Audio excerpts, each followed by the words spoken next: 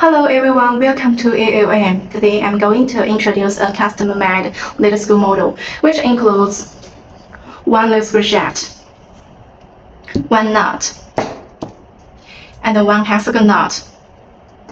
First, let's take a look at the shaft. The material of it is carbon steel 45.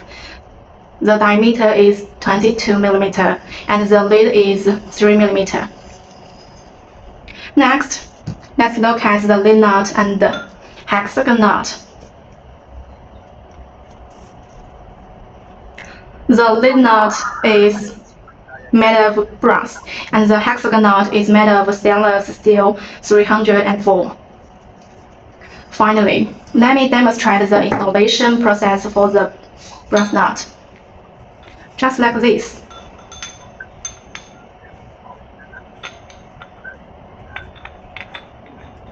You can see it installs smoothly and flexibly with low noise.